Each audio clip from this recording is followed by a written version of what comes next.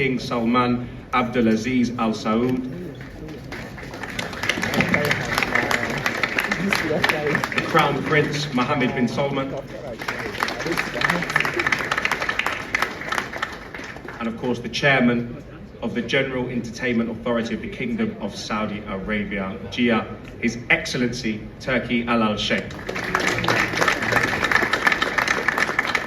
And I'd like to throw to His Excellency, who's stood up there on the balcony, to say a few words about this historic event.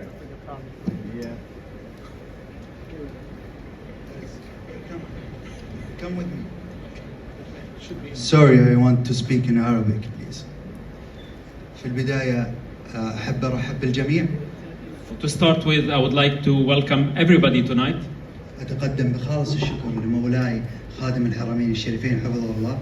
And I send all my thanks to the custodian of the two holy mosques, King Salman bin Abdulaziz. ولسمو سيدي رئيس مجلس الوزراء قائدنا الملهم عراب الرؤيا داعمنا اللي لولا الله ثم ما كنا نقدر نعمل أي شيء من هالشيء. And my thanks also extend to His Royal Highness Crown Prince Mohammed bin Salman, our guiding and inspiring leader. May God bless them both.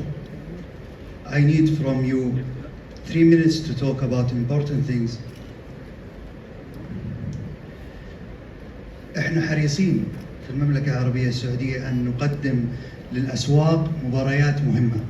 We are in Saudi Arabia take extreme care to present to the markets very important matches. الجمهور في اعتقادنا أننا نحرص أنه يحصل على مباريات قوية بأسعار مميزة.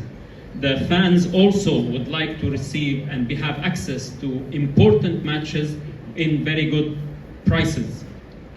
لهذا أنتم تشوفون النوعية هذه من المباريات. And this is why you see and you are watching and seeing this type of matches being promoted.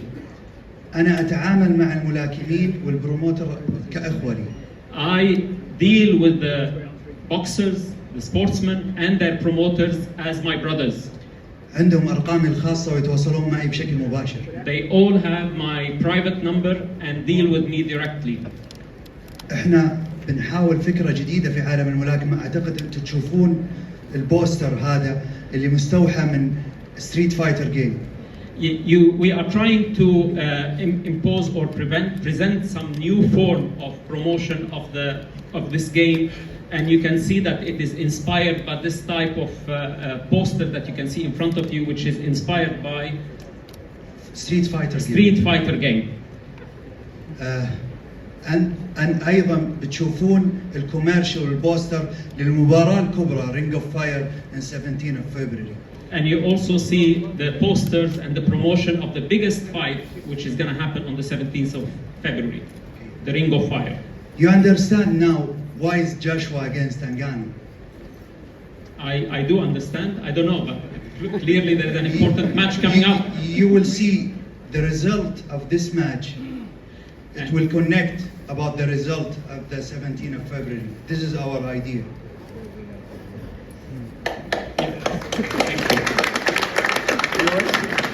I hope I will tell all the people said to me, don't talk like this, Ngannou, but I think you will understand me.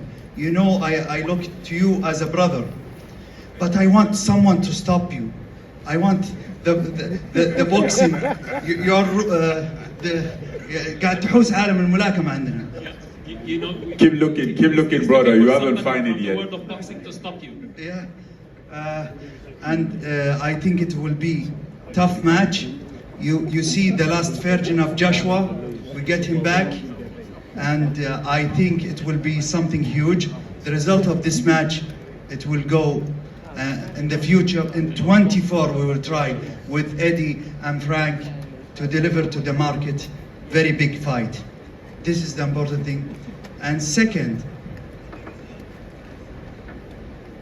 I want to talk about two cards I want to do in 24, and I want to see it. The first card, it's between Frank against Eddie. Each one of them will choose 5 fighters and do night against each other.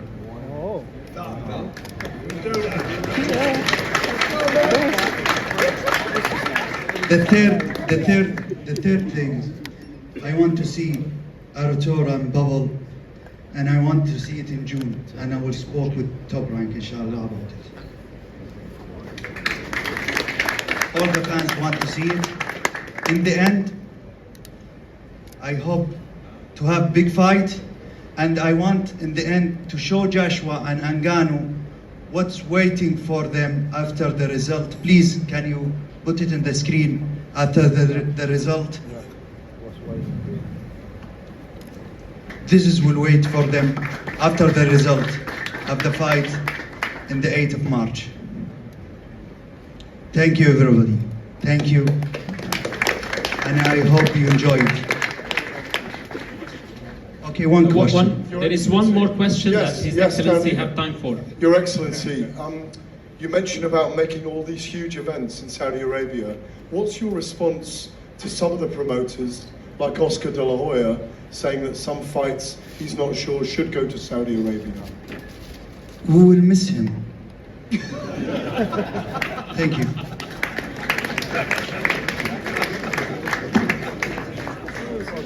Definitely a fantastic vision for boxing over the coming years. Now, back in October, we witnessed an incredible back and forth contest between Francis Ngannou and Tyson Fury, where I think to the shock of many in the boxing fraternity, Francis Ngannou gave Tyson Fury one of the toughest tests of his career.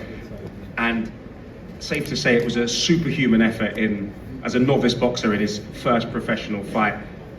And his opponent, anthonyjoshua, coming into this bout on the back of a spiteful, one-sided victory against an opponent that many believed could be a banana skin in the road to regaining his heavyweight titles. There's bound to be fireworks. Now, to start this off, I want to go to Hall of Fame promoter frankwarren. Can you tell us a little bit more about your role, Riyadh Season's role, and His Excellency's role in delivering these incredible fights that we've seen over the last few months and years?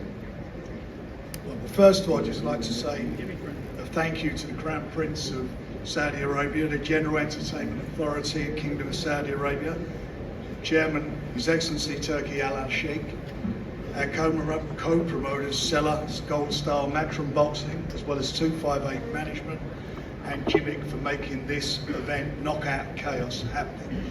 This is the 4th event of the Riyadh season, and just saying how it is, if it wasn't for His Excellency and his team and the support of the Riyadh season of Saudi Arabia, these fights just would not be happening. That's a fact. It doesn't matter which way you want to dress it up. He has been instrumental in making those fights these fights happen, the previous fights, and instrumental in getting Eddie and myself sitting at the same table. And we've just made another big fight that's going to happen. His best against our best. We're going to make that event happen. This is just what boxing fans have been crying out for years. They've been begging for us to make the fights, which sometimes have been not financially viable for us to make happen, but now it's changed. It's happening so quickly, so fast, and it's one after one great fight, followed up by fantastic undercards, brilliant undercards. I mean, it just keeps coming and coming and coming. We are in probably the golden age of boxing, world boxing, without a doubt. And if anybody doesn't want to be on board, then they're a fool. I'm very disappointed that Oscar should say what he said. He should know better than that. This is great for the sport. The fights are happening, and it's down to His Excellency and his team. And I am, for me at my age, I'm 72 next month, I've never seen anything or been involved in anything like this in boxing. This is just brilliant, and if you're a boxing fan, you're in boxing heaven. So from me personally, and I think from everybody in boxing, thank you, Your Excellency, for all you've done to help and make these events happen.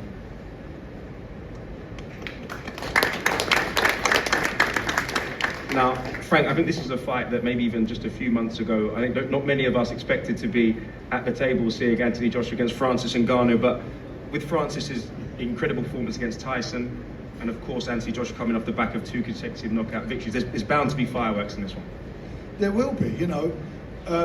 I'll say how it is. You know, prior to the last fight with Tyson and Francis, I genuinely thought it would be a tough fight for a short period of time. I then thought that Tyson would get the better of him and win the fight very early on. But it turned out that Francis brought something to the boxing ring that I certainly never expected, and that was that he could actually box. We knew he was a tough competitor. We knew he could punch. We know that he's going to be a handful on the inside because that's the way MMA fighters fight. But he was more than that. He was a switch hitter. He got his timing right, and he put Tyson, I think, through one of the toughest fights he's had for a long time. He put him on the floor. I will say I genuinely also felt that Tyson had an off night, and came through it all. But, you know, this guy making a debut like that surprised everybody. Everybody was surprised. And I think AJ, I'm going to take my hat off. Except me. So for you, that's true. And your team, they've done a great job. But I take my hat off to AJ for taking this fight, because he's fighting somebody. I know now there's video footage and you know, you can see what Francis has done in a boxing ring, which Tyson didn't have the benefit of. But, you know, what does Francis like from his first fight? Is he going to be a better fighter? Because he's going to look at things and feel that he could have done things differently that he can bring to the ring next time round. So I think for AJ, I think he's I think he's going to be in a tough fight. I think this is knockout chaos, because I think it will be a knockout. They both got bombs in their hands, and it's going to be interesting to see how the fight develops. You know, I do think it will be, as the bell goes, I think because of their styles, it will be explosive. So for the fans, it's going to be something extra special. And for the winner, as His Excellency said, the big fight's happening on the 17th of February, part again of the Riyadh season, with Tyson and Usyk. The winner of that, would we like to see him with the winner of this fight? Everybody in this room would love to see that. Everybody in boxing would love to see that. So everybody's got something to aim for. And it's huge. It's a huge moment in time for boxing. Heavyweight boxing has not seen this happen in my lifetime. Big fights like this happening one after the other. So it's a fantastic moment. Eddie, I know you enjoy doing an interview, which sometimes gets you into a little bit of trouble. You were one of the first people to say you weren't convinced about Francis Ngannou's boxing ability, but after the Tyson Fury fight, you were very quick to give him his flowers and commend him, but you still believe there are levels between Francis Ngannou and your man, Anthony Joshua. Yeah, I mean, firstly, just want to echo what Frank said, you know, thanks to the Crown Prince and, of course, His Excellency. This is like, I likened this earlier, this whole experience to championship manager, right? Imagine being the biggest fan in the world of boxing and having the ability to sit in a room and put fights together at the drop of the hat that the fans want to see. And, you know, in just 5 months, we have seen Fury against Ngannou, the Day of Reckoning card, Fury against Usyk, AJ against Ngannou, and so much more to come. This is such an incredible opportunity for boxing, and it's being delivered. And I know that, you know, we talk about His Excellency a lot, but you're talking about someone who has an incredible passion for the sport of boxing, someone that's unbelievably knowledgeable. I mean, you know, I thought that Ngannou against Fury was going to be a mismatch. And he told me, I think he said, you're going to be wrong. And I said Callum Smith was going to beat Beterbiev, and he told me I was wrong. And it shows that he knows his boxing. I met Francis Ngannou, we were just talking, maybe just under a year ago in Las Vegas. He told me about his ambition to be in big boxing events. You know, firstly, I met a guy with an unbelievable story. I met a guy with a very strong mind. But I didn't take him seriously, if I'm honest. I just have never known anybody to waltz into a sport and compete, and in my opinion, and it was very close, in my opinion, beat Tyson Fury that night. It's never been done before. You know, he may be unlucky that he's not sitting here as the world lineal heavyweight champion on his professional debut. So now, as we said earlier, we take him very seriously. And after that fight, which we give him unbelievable props for, I said the biggest fight out there, outside of Fury against Usyk, is Joshua against Ngannou. And we'd already signed the Deontay Wilder-Joshua fight, and as soon as that show finished on December 23rd, His Excellency said to myself and Frank, we need to talk. What is the biggest event we can do on March the 8th? And the answer was this. In my opinion, you have the two biggest fights in the heavyweight division happening within 3 weeks of each other in Saudi Arabia. It is an incredible opportunity. For AJ, as Frank says, there's big jeopardy in this fight. This man is going to be the undisputed heavyweight world champion. I truly believe it. But he's doing it the difficult way, going through obstacles and what some might call immovable objects in this man to my left. The giant of a man, the former UFC heavyweight world champion, but now a guy that we take very, very seriously in the sport of boxing. This guy's on a roll, he's working with a great team, and we just cannot wait. This is a dream opportunity for the sport of boxing, and we're also invested to give the fans incredible nights, and this is another fantastic fight for Riyadh's season. 100%. Now, we've spoken about him. It's time to speak to somebody who knows him very well, his trainer, Dewey Cooper. Now, Dewey, your man shocked the world, but didn't necessarily shock your team in that incredible performance against Tyson Fury. That must give you huge confidence going into this fight against Anthony Joshua. First of all, greetings to the media here in London. Assalamu alaikum to Your Excellency, Turki al-Sheikh. It was no surprise to us, the Tyson Fury fight. We told you all from day one what was going to happen. And the same thing applies here. We expect fire, but at the end of the day, the flaming fist of Francis will finish Joshua March 8th in Riyadh, Saudi Arabia.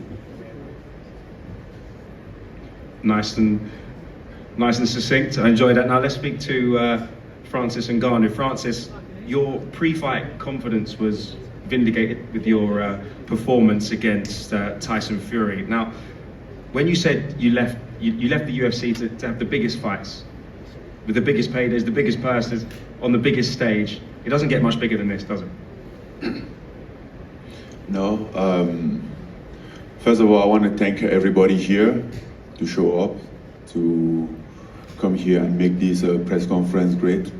Thank you to my brother, the Excellency, for one more time again putting me in this position, you know, to live my dream, have all those great experience, such as the one that I had in Riyadh 2 months ago. It was amazing.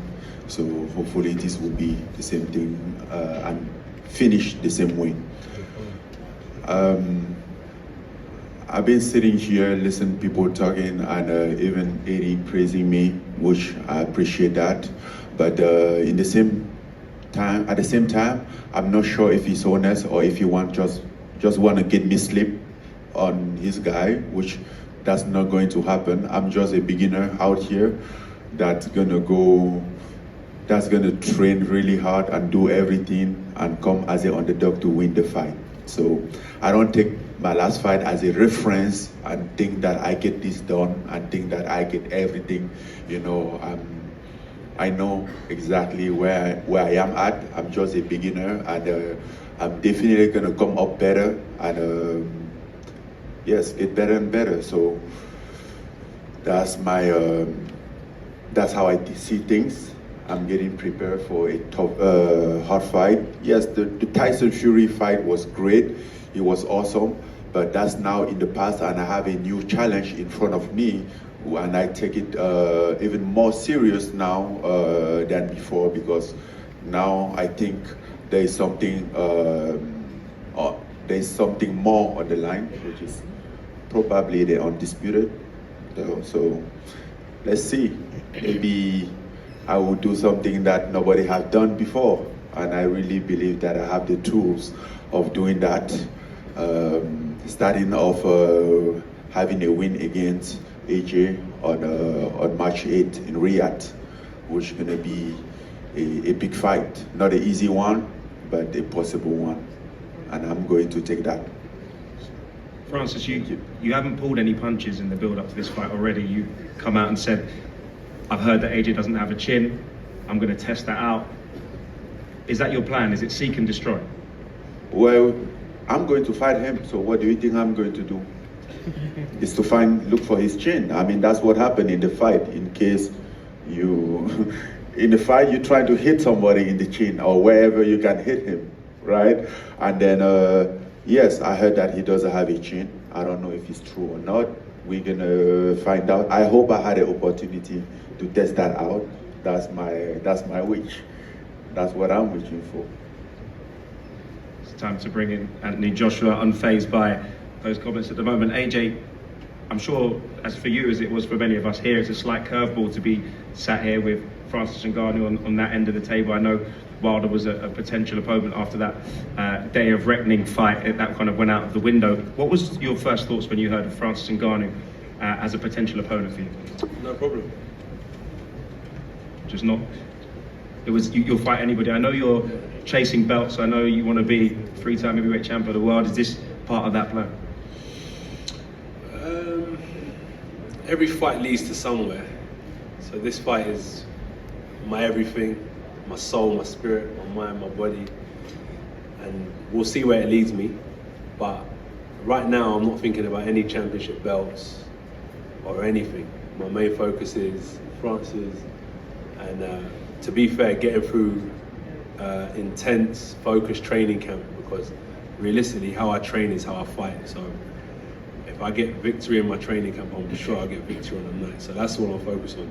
Right now, we're going to put the belts on hold, because my main focus is getting through training camp and getting to the fight successfully.